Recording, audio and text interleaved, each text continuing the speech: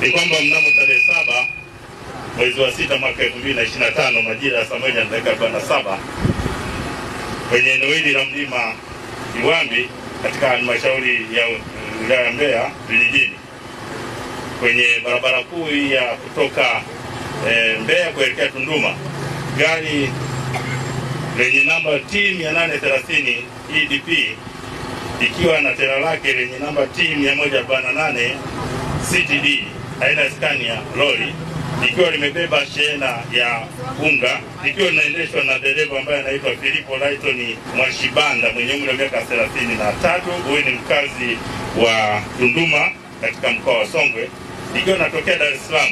Liliweza kufika katika maeneo haya na kugonga kwanza magari mawili. Gari moja hapo ni T257 DVP aina ya Mitsubishi Rosa iliyokuwa na abiria, ambayo sasa ndio humo tumepata majeruhi pamoja na vifo.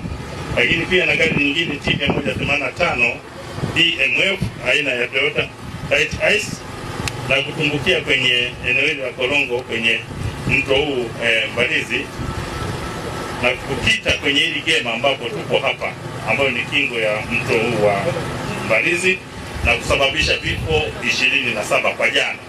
Lakini baada ya kuchukua wale majeruhi, basi leo asubuhi tumepata tena taarifa kwamba majeruhi mmoja ameongezeka, na ndio maana nasema vifo vimefikia 28.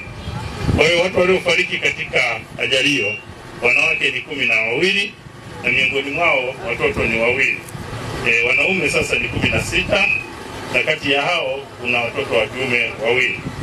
Kwa hiyo hadi sasa ninavyoongea, kati ya hao marehemu walio katika ile hospitali ya Ifisi 18 wamekwisha tambuliwa na ndugu zao, na wakati huo watu 9 bado hawajatambuliwa.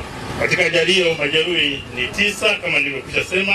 Kwa hiyo miongoni mwa majeruhi ambao nimesema ni dereva wa gari hili pamoja na gari lile la Mitsubishi Rosa.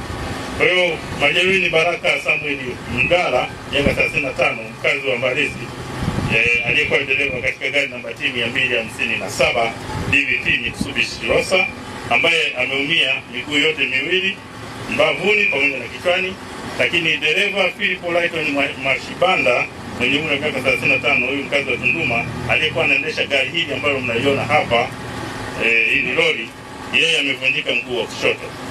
Chanzo cha ajali ni kwamba ni uzembe wa huyu dereva mwenye hili lori, na akashindwa kulimudu hili gari, na matokeo yake akafika akagonga haya magari madogo ambayo yalikuwa yanamalizia ruti sasa kuingia stendi.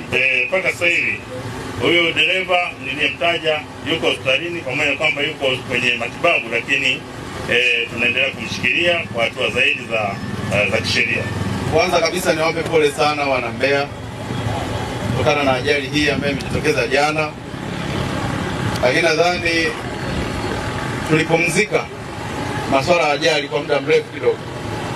Wakati nakuja hapa, Mheshimiwa Rais Dr. Samia Suluhu Hassan amewapa pole wafiwa wote, lakini pia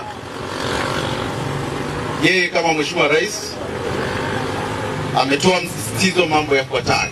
La kwanza, ameielekeza TANROADS kuanzia leo kutengeneza barabara ya mchepuo kule nyuma.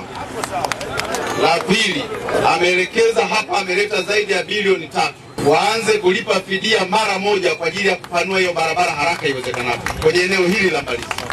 La tatu aliyotuelekeza ni kwamba lazima wafiwa wote tuweze kugharamia swala la masanduku yote 28 kwa wale wote ambao wametangulia mbele ya haki. Lakini pia ametoa maelekezo kwamba kila familia ambayo imepoteza ndugu au jamaa na marafiki tuweze kutoa mkono wa pole wa shilingi 500,000 kila familia, kwa jumla yake shilingi milioni 1. Tutaongea na waziri wa mambo ya ndani ya nchi kwa Mbeya pia tuendelee kuwa na kituo kikubwa cha ukaguzi wa magari hasa yanayokwenda nje ya nchi, hususan nchi ya Kongo, nchi ya Zambia, lakini pia hata Angola.